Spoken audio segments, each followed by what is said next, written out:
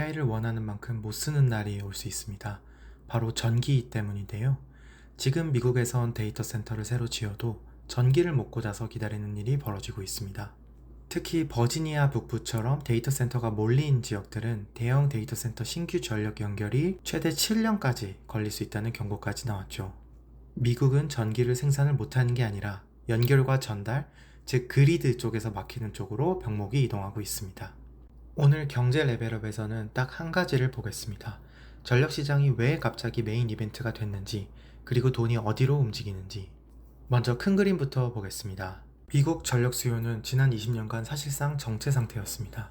경제는 성장했지만 효율이 좋아지면서 전기는 더 필요 없었기 때문입니다. 그런데 지금 완전히 다른 게임이 시작됐습니다. 전력 수요를 다시 끌어올리는 엔진이 등장했기 때문이죠. AI는 연산과 추론에 많은 전기를, 전기차는 충전에 상당한 전력이 소모됩니다. 여기에 로봇 산업까지 전기화가 본격화되면 전력 부족 이슈는 더 민감해질 수밖에 없습니다. 여기서 중요한 포인트는 하나입니다. 전력 수요의 양만 늘어나는 게 아니라 수요의 형태가 바뀝니다. 데이터 센터는 24시간 안정적 전원을 원하고 전기차는 특정 시간대의 수요가 출렁입니다. 앞으로의 전력 수요는 기저부하도 커지고 피크도 커지는 방향으로 갑니다. 전력망은 평균이 아니라 피크를 버티도록 설계해야 하니까 이 조합이 부담이 되는 거예요. 그럼 첫 번째 전기 먹는 하마 AI부터 보겠습니다. AI는 달러도 먹지만 전기를 먹고 자라는 산업입니다. 미국 에너지부와 로렌스 버클리 국립연구소 분석에 따르면 미국 데이터 센터는 2023년에 미국 전체 전력의 약 4.4%를 소비했습니다. 여기서 중요한 건 지금 몇 퍼센트냐 보다 증가 속도입니다. 같은 분석은 데이터 센터 전력 수요가 2028년에는 최대 12%까지 갈 수 있다고 봅니다. 이게 무슨 의미냐면 데이터 센터가 더 이상 특정 산업의 전기요금 고객이 아니라 전력 수요의 판을 흔드는 메가 수요처로 진입하고 있다는 뜻입니다. 그리고 이 성장은 단순히 서버가 늘어서가 아닙니다. AI는 같은 서버라도 전력 밀도 자체를 끌어올립니다. 과거 데이터 센터가 IT 설비였다면 지금의 AI 데이터 센터는 사실상 소형 공장에 가깝습니다. 전기, 냉각, 전력 품질까지 산업 설비처럼 깐깐해지고 있습니다. 여기서 자주 나오는 이야기가 있죠. 한 번의 AI 요청이 검색 한 번보다 전기를 몇 배 더 먹는다와 같은 비교요. 대표적으로 전통적 검색 1회가 약 0.3W시, 특정 AI 요청 1회가 약 2.9W시라는 비교가 널리 알려져 있습니다.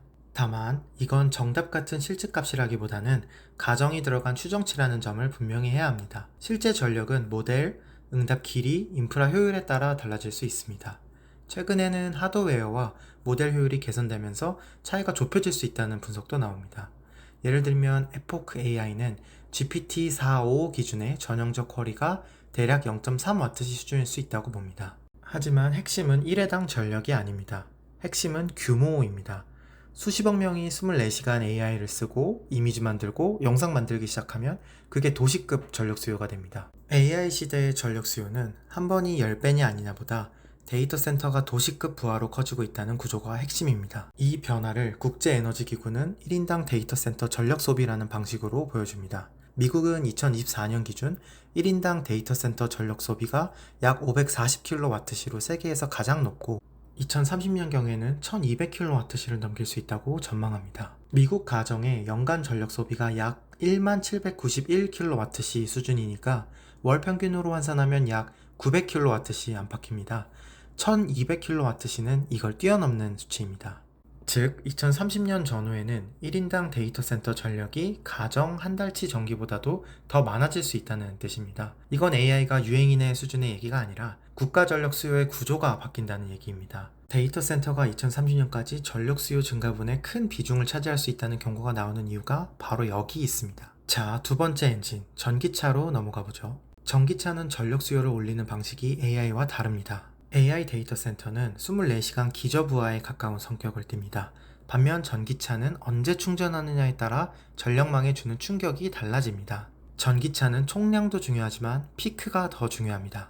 2030년 미국 도로 위 전기차는 적게는 2600만 대에서 많게는 4800만 대로 늘어날 수 있고 전기차 한 대가 연간 평균 약 3857kWh를 사용할 수 있습니다. 이걸 합치면 전기차 충전으로 늘어나는 전력이 연간 100TWh에서 185TWh 수준이 되고 이는 미국 현재 전력 소비의 약 2.5%에서 4.6%에 해당합니다.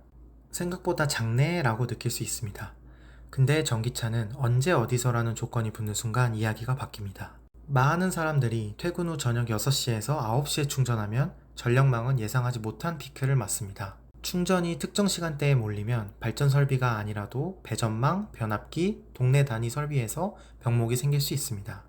반대로 스마트 충전, 시간대 요금제가 들어가면 같은 총량이라도 그리드 충격을 크게 줄일 수 있습니다. 전기차는 국가 총 전력의 몇 퍼센트냐도 중요하지만 피크 부하를 어떻게 다루느냐가 전력망 안정성의 핵심 변수라고 볼 수 있겠습니다.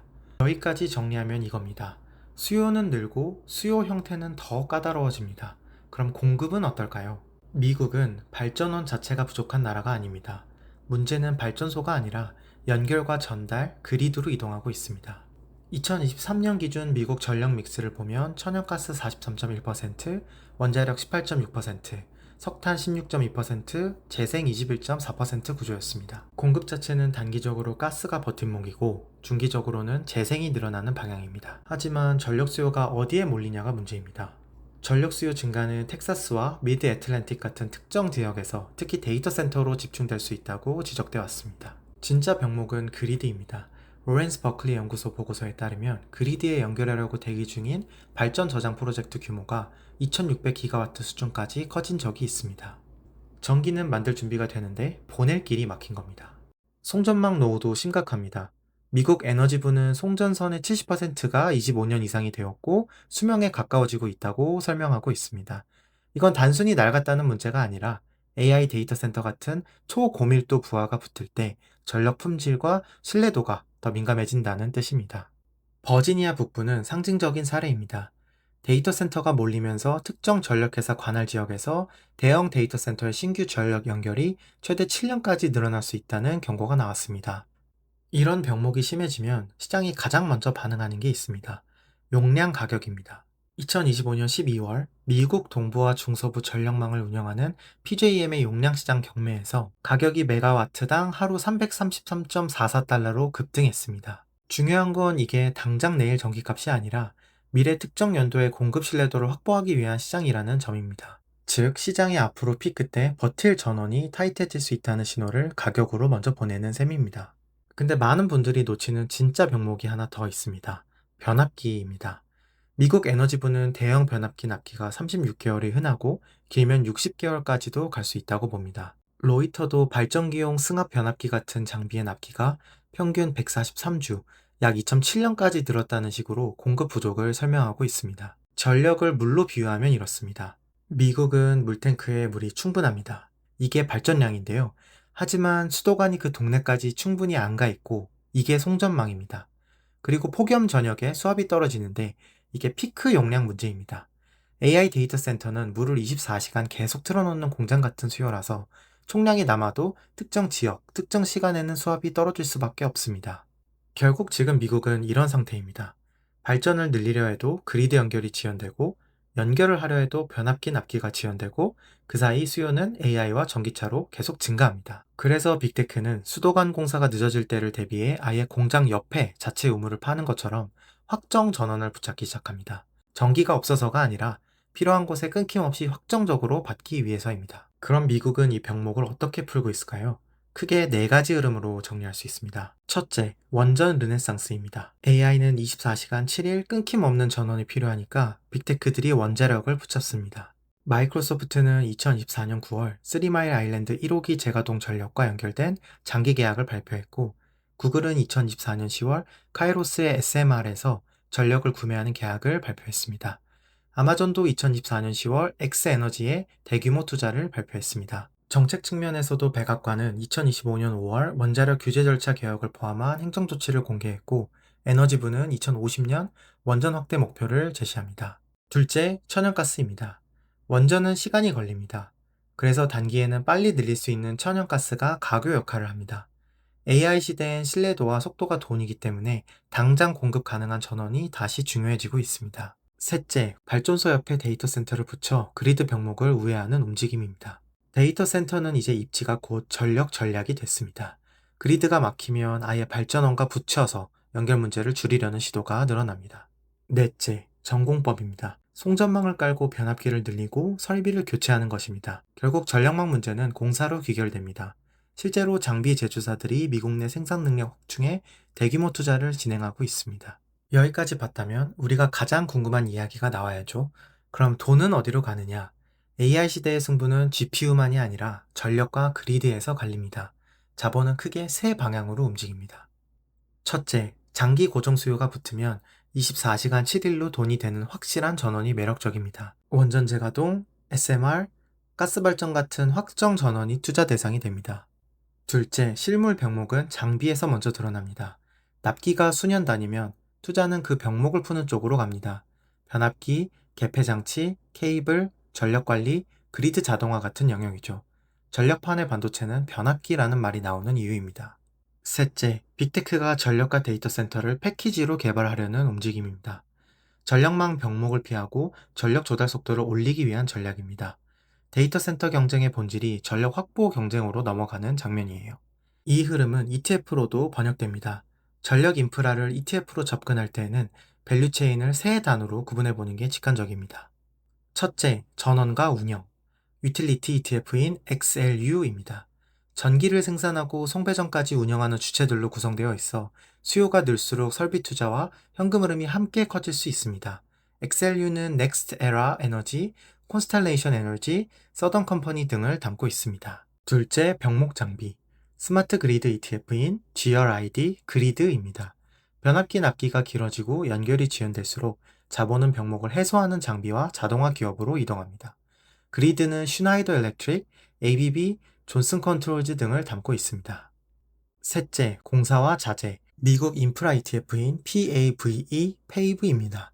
송전선로 신설, 변전소 증설, 배전망 보강이 필요하기 때문에 설계, 조달, 시공 분야로 자본이 흐릅니다.